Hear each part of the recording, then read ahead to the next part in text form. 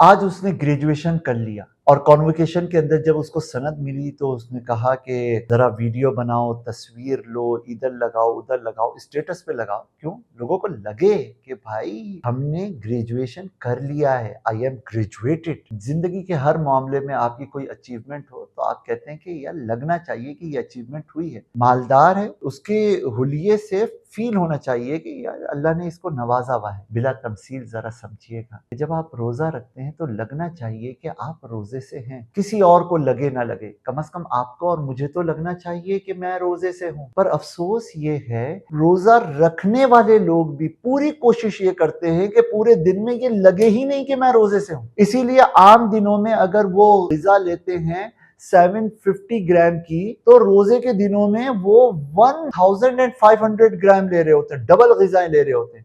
سحری یہ سوچ کے کرتے ہیں کہ پورا دن کچھ کھانا نہیں ہے، اور افطاری یہ سوچ کے کرتے ہیں کہ یار پورا دن کچھ کھایا ہی نہیں ہے. وہ رمضان، وہ روزے کے ایام کے جو کم غذا کے لیے تھے وہ اب غذا کی ریس کی شکل اختیار کر چکے ہیں. روزہ تو ایسا ہو کہ لگے کہ روزہ ہے، کچھ معدے میں گڑ گڑ ہو کہ معدہ خالی ہے، کچھ فیلنگ آئے، کچھ ہلکی سی نقاہت محسوس ہو کہ ہاں بھائی میں روزے سے ہوں.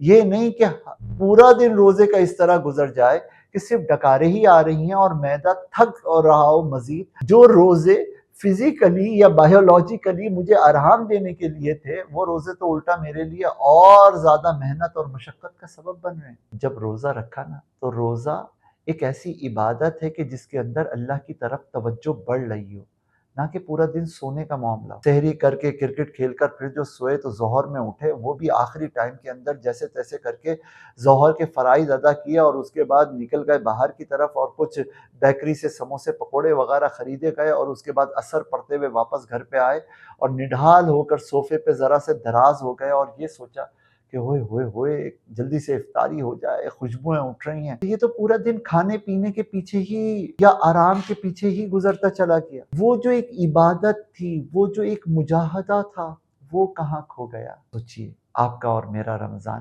کیسا ہو رہا ہے.